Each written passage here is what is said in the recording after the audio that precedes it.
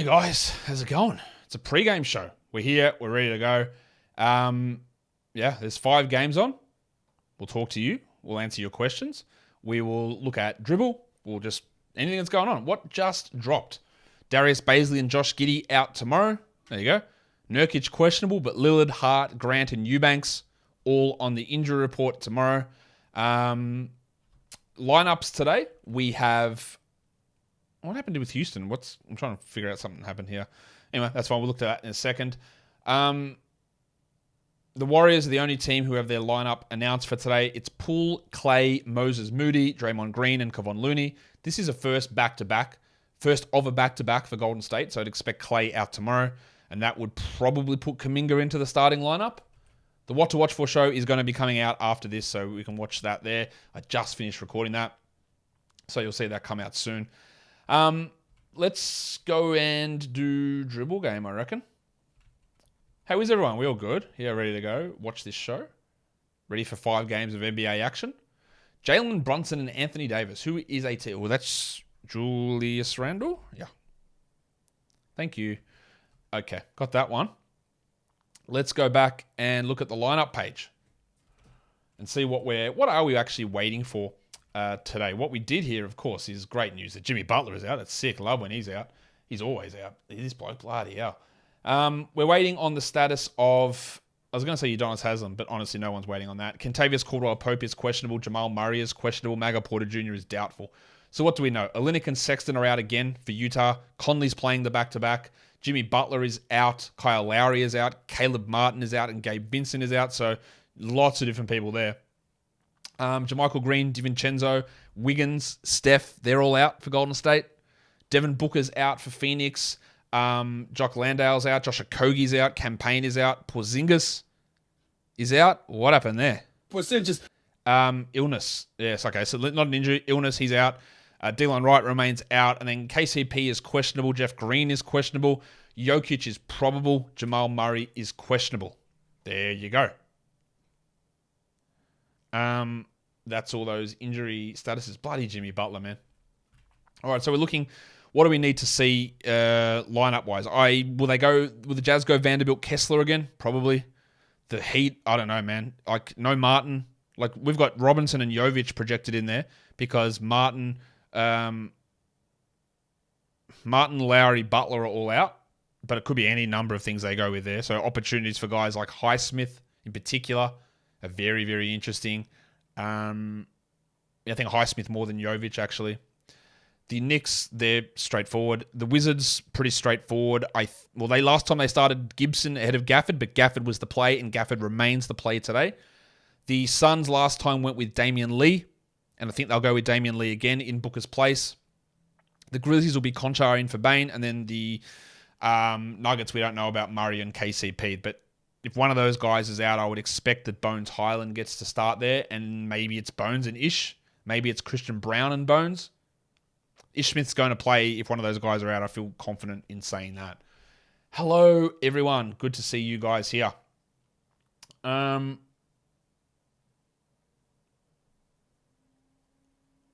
points league streamer for the Heat tonight. It's a good question because I don't know. Like everything is all over the shop with this team at the moment. Who is a points league streamer for the Heat? I'm just going to double check how my projections look on that. Oladipo's the obvious. That's a great one. Maybe he starts. He's a great streamer. He's an elite streamer today. After him, it'd be Strus and then probably Highsmith, I think. Jovic coming after that. But I think probably Highsmith after Oladipo and Strus. They're the guys that I think you want to look at in that situation. Yeah, I don't know if Robinson is... Maybe he doesn't. Maybe Oladipo starts. I've got no idea. But he's played 23 or 24 plus minutes, Duncan, in the last 3 games. Would I pick up Gafford or Strus? I would pick up Gafford. I think it's ridiculous that Yahoo and ESPN don't give the Bronco Jalen Williams forward designation. Yeah, it is ridiculous. It's as ridiculous as ESPN putting out a ranking list today for category leagues saying, hey, it's the start of the unofficial second season for the NBA, which, again, that's just them saying, we know that football's over, so now you can play NBA fantasy.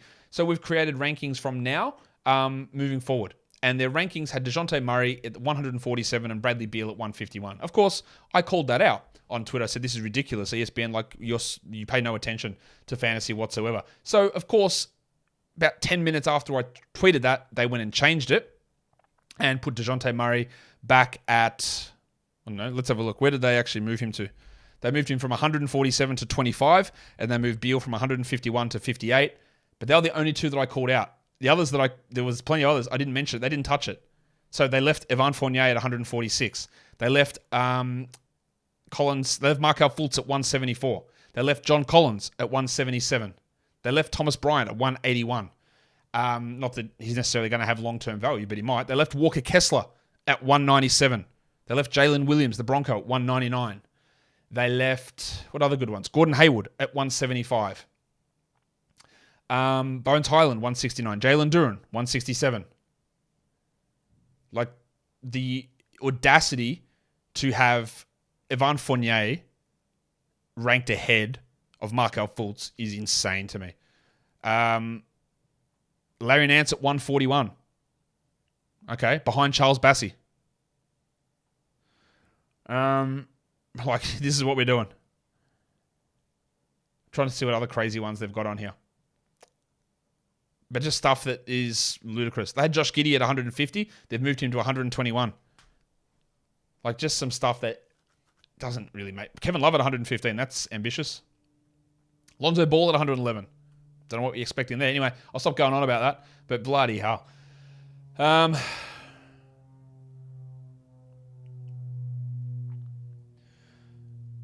Moody, a back-to-back stream. I reckon he might be... Yun? Is that how I pronounce your name? I reckon he might be a back-to-back stream with the likelihood that DiVincenzo's out today, might be out tomorrow, and Clay's going to be out tomorrow. Then, yeah. Jazz lineup is confirmed. Conley, Clarkson, Markkanen, Vanderbilt, Kessler. Pistons are Hayes, Ivy, Bogdanovic, Stewart, and Duren. Same lineup for them. Good to see that we've got some level of consistency there. I'm just seeing if there's anything else. Oh, the Rockets news that I missed was Garrison Matthews out with an illness, so that means that we get some of those extra minutes for Knicks and maybe, hopefully, someone like a Ty Washington. Is Craig a good add today? I think with a Kogi out, yes, that does boost his value. Should the Raptors trade OG? That's really not a binary question, I don't think. Because should they trade him? It depends what they get offered. 3 first-round picks, then yeah, I probably would consider that. I really like OG as a player. I think he's a very good player. But a 3 first-round pick unprotected package is a clear yes. When the team is struggling, that it's not really balanced in how it's set up, it would be a clear yes. But like if they say here's a lottery protected first in 3 years' time, like no thanks. That I wouldn't do it for that sort of a deal. Okay. Would it be a mistake to drop Conley and Kessler after Thursday to stream on Sunday? Which that depends a lot. Probably yes. But if you are struggling and you need the win, you need to get a couple of extra category wins in for Sunday, then I could see dropping Conley. I don't think people with how he's playing are rushing to grab him. I would still hold him, but is that 2-game extra thing you get on Sunday, is that going to swing a matchup? Is it going to push you from 8th to 4th? Is it actually worth that at this point of the season? Probably not, but maybe.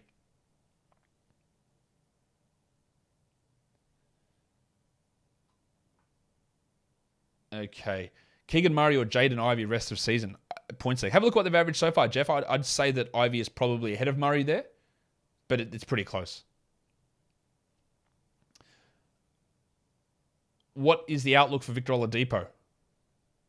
He's played 30 minutes the last 2 games, so I would expect with everyone out, he hits 30 again. I don't think he's a must-roster 12-team league guy, but he's pushing. If he's going to get 30, then he pushes towards that, yes. Is PJ Washington droppable for Nance or Anderson? Yeah, or actually punting field goals. That's where Nance's value comes from. I still think that Nance is much more valuable than Washington, but you're right. Like, Nance's value is basically all tied up in field goal percentage. So that makes it hard to look at that. Maybe Anderson, but that's really only a short-term thing. I still don't think that holding PJ is necessary. I probably would rather get Nance in there and then maybe trade him or just move through other guys. What's the story with Rashawn Holmes? Is he not that good? Do the Kings hate him? Is there a backstory there? he was playing at a really high level and a lot of stuff dropped off. He had a lot of stuff in his personal life. He copped multiple injuries to his eyes last season, and they got Domantas Sabonis and he can't play with Sabonis, so he plays behind Sabonis. And then this happens with these marginal type centers, is they have a little run, athleticism is really up, their IQ is really up, and then if that athleticism drops 1-2% or the league changes the way it plays, then they don't have that elite level talent to maintain that level of production. And that's what happened to Holmes. He had a nice little run, and someone asked me the other day, hey, can Naz Reid ever be a starting center? And I think, I think he could be for a couple of seasons, much like the way Holmes was, and put up good numbers. But if you're banking on him to be a long-term starting center for 7-8 years, I don't think that's the case. And I think that's sort of what we're looking at here with Holmes. Drop Nurkic for Pirtle? Like, no. What? No. How? This must be a really shallow league. You got to give context, but Nurkic and Pirtle are both at very worst top 70 players.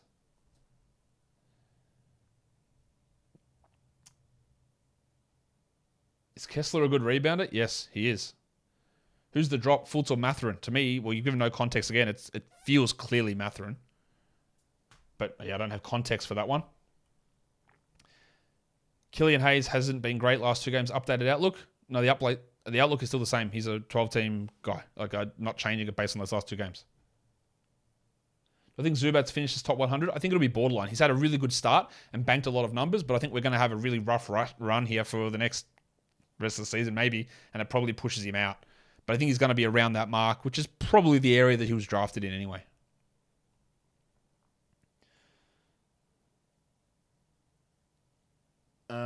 Okay. Is Lou Dort droppable in points league? It depends. 10-team league, probably yes. 12-team, probably no. But if you want to make it a streaming spot, if he is your worst player, then yes. Because almost definitely, look at the waiver wire guys. If Lou Dort averages, let's say, 35, and the waiver wire guys average 22, then streaming doesn't actually help you that much. If he averages 30 and the waiver wire guys average 27, then yeah, streaming is a huge benefit. And if he's your worst fantasy points average player, then he becomes droppable to open up that spot. Do I think SGA is a clear number 1 guy on a team? Yes, I do. Is he being buoyed by a bad team? A little bit, but he has led the NBA in drives the last 2 seasons. And his ability, with everybody focusing on him to get to the basket, is elite. Right? It's not a Tony Roten situation where the team is so bad and you're just putting up meaningless stats. Like, being able to get to the bucket at that level and be that level of efficient translates to any team. And that level of skill, doing that, you can build everything around that. So yes, I think pretty clearly yes. Is there a word or phrase that's offensive to Australians but not offensive to Americans? Yeah, champ. Champ is offensive to Australians. With Wendell Carter returning, is Mo Wagner still worth holding? I highly doubt it, Bob, but I would hold until Carter is back. See what happens when they play together. Carter might play 18 minutes on a minutes restriction and take 2 weeks to get back up. And he just takes all of Bumba's minutes immediately, or initially.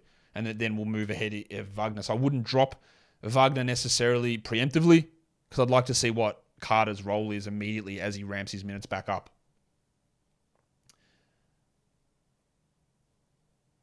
Sadiq Bey.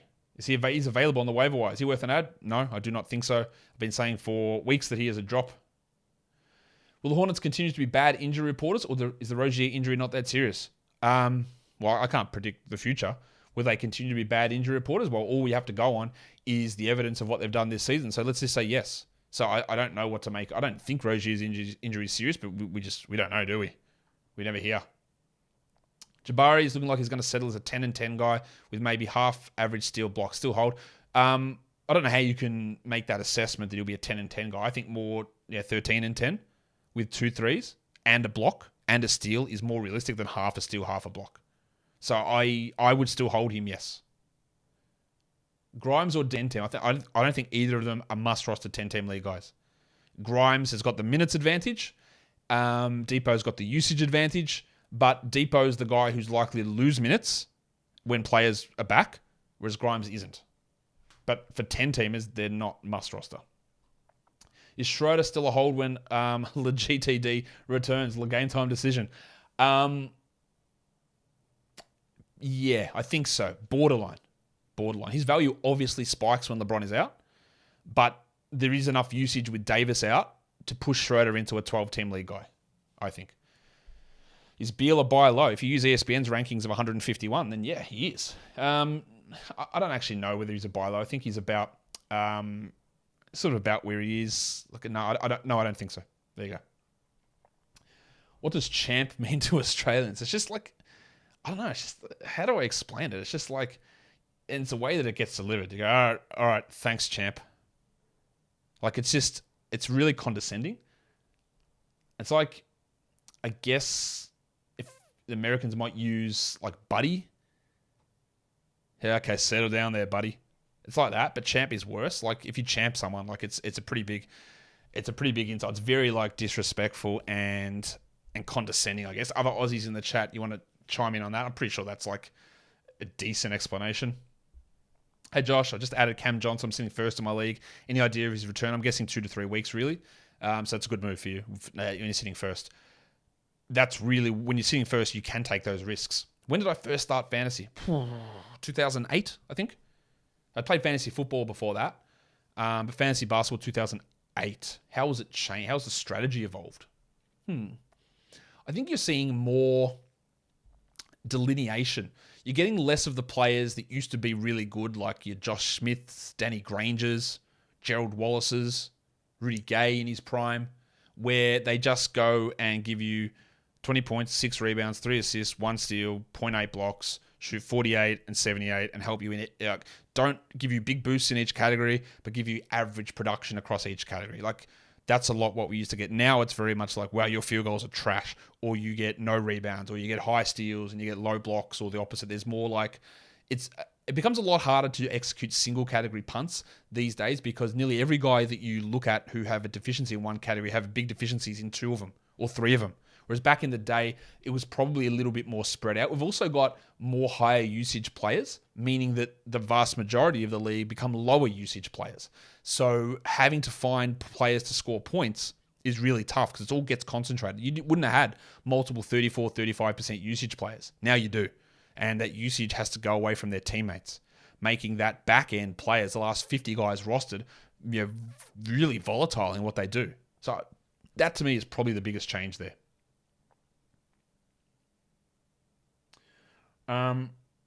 You reckon Sun is more offensive than Champ? Loading? Don't know about that. It could be.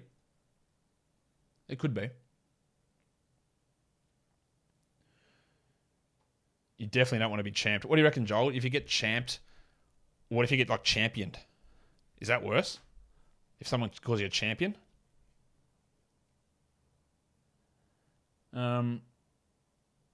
Drop bowl? Not yet, no. Especially with Franz now dealing with an ankle problem. His value is obviously diminishing, Bowl, and I do think he will become a drop, but not yet. There's still too many players out.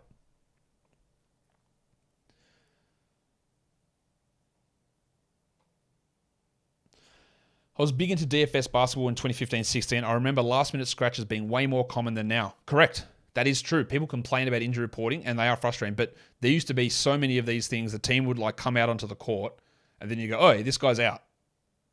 And some of the time that would fly under the radar, apart from the people, Mark, who were playing DFS, but it might fly under the radar because we get these guys ruled out in advance more, so people have time to stew on it while they're setting lineups.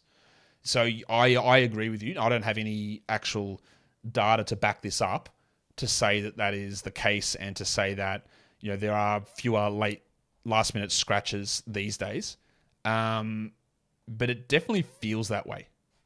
I would agree with you that that problem has been, I feel, cleaned up a lot, and we don't, as much as injury reporting is really frustrating, and it was worse. There was so much worse stuff going on with that stuff back in the day. According to Bulls PR on the halftime incident, the one point they wanted to clear up is coaches did not go into the locker room while it was happening. They waited and went in afterwards. Billy Donovan did say he was not in there for the incident. Oh my God. What is wrong with this team? There's always something with the Bulls, isn't there?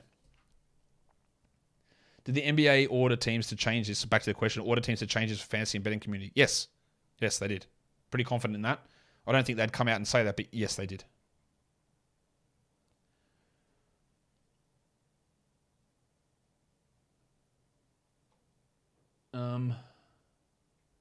Why specialize in fantasy basketball over football? I know more about basketball.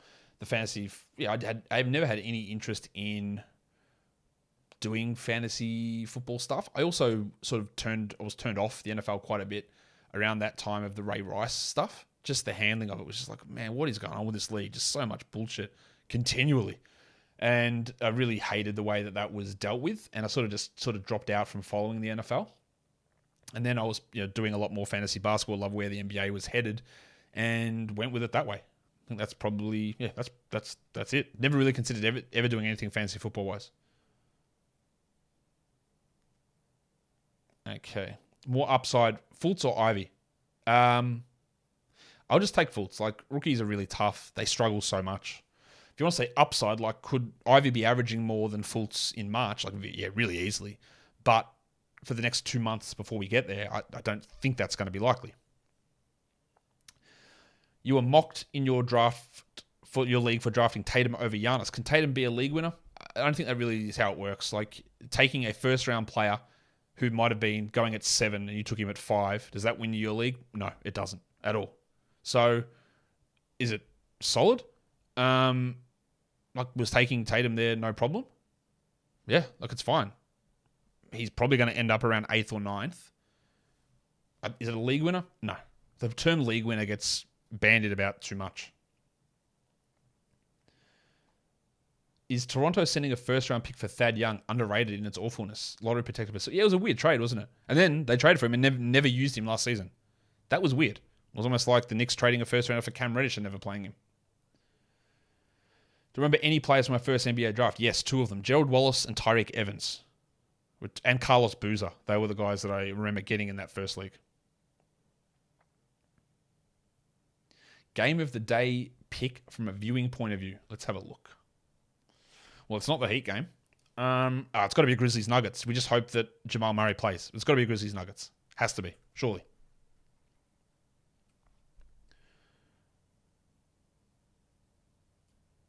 End of year projections on Pants and Jalen Green. You're really disappointed in Kevin Huerter. Like, this guy was top 50 for like 3 or 4 weeks. So people were loving it. Like, he's just settling into who he is. So around that 120, 110 mark. Jalen Green, I do think there is improvement in him. But he has been disappointing. Absolutely. He's been really poor most of the time. Aaron, scruncher. What's the point of folding, mate? Michael Porter Jr. rest of the season out. Look, I'd be really cautious about him, to be honest. This injury is just lingering. I don't think he's anywhere near top 50. I think they're going to manage his minutes quite a bit. I don't think he's going to hit 30 very often. Yeah, I'm a bit worried about it. If I had to pick one player overall to stream tonight, who would it be? You've got a free spot. Well, Dominic, you got to tell me who's available. I could tell you who to stream in. And like a guy that's widely available today is Bruce Brown. Like, he's only rostered in 60% of leagues. Or Walker Kessler in 57%. They look like great streams.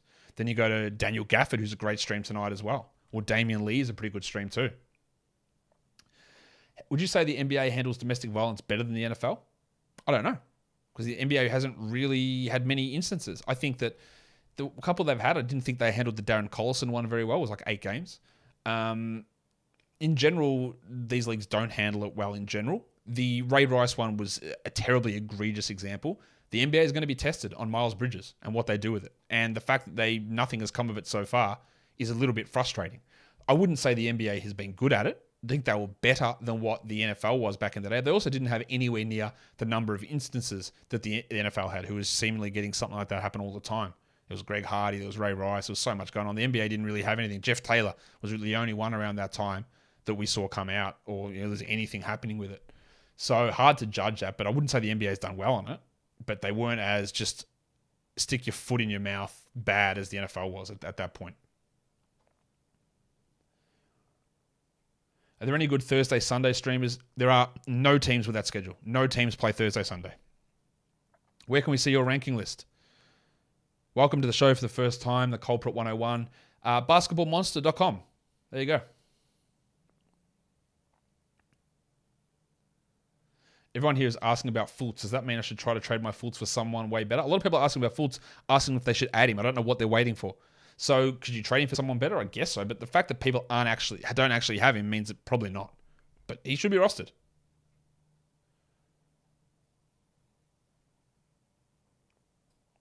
Where do I see Van Vliet ending up? Like, I don't know, 20, like around the 30 mark, somewhere around there, I'd say. Not top 20.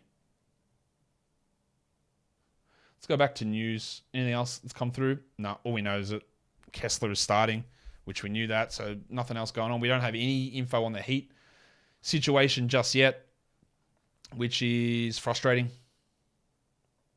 Of course. Is Jordan Goodwin a legit NBA player? Yes. And a legit NBA starter? I don't know about that. But could he carve out a career as a Delon Wright type, who's coincidentally his teammate? Yeah, I think he probably could. I've been really impressed with him defensively, especially. Still a bit to go shooting-wise, but yeah. Aaron, anyone who brushes their teeth with hot water, I've got real questions. Real questions about that. It's got to be cold. Jason Kidd from 2001 was a big... I wasn't really following the NBA very closely then, and I obviously Jason Kidd, huge piece of shit. What did they actually do there? I'm guessing it was pretty bad handling from it, AJ. That's my guess, because I don't remember anything big happening to him. I think Wembanyama will be a round 1 or round 2 guy next season. Someone will definitely draft him in round 2 in some leagues, and I think it'll be a mistake. I think he's got a massive chance to finish top 50 or even top 30, but I wouldn't do that. I wouldn't draft him there. Again, there's still so much to play out, but I wouldn't want to take him in that spot. How am I feeling about Moody as a stream tonight? Well, there's only 5 games on, so yeah, anyone who's starting and getting good minutes moves into that mix. Moody hasn't really shown the ability to be a great fantasy producer yet, so I'm a little bit lukewarm on that. Is there an Ingram update? I don't believe I've seen one. Can I explain why a 4-punch strategy is generally looked down on? I don't know. I don't look down on it. I think it's totally viable. I think it's absolutely 100. People, I believe, have the wrong idea about it, and they look at it and go, "Oh, it's so hard because if you lose one player, then you're screwed. Everything's so tight." I think it actually just insulates you significantly because you have just got such big strengths built up in those other categories that if someone does go down, then you can easily deal with it. I think it takes balls to be able to do it and just ignore bunches of players to really build those categories up, but if you actually have the strength to do it, it works great. I don't think it should be looked down upon at all. Is Tyler Hero a better NBA player than Zach LaVine? I don't... I can think about that. He might be. I don't think he is. That is tough. So immediately I go, no. But now I look at it and go, no. Like, maybe it is okay. Maybe he is. Let's go out. This season, no doubt, Hero has been better than LaVine. Is that reflective of everything moving forward? I don't know.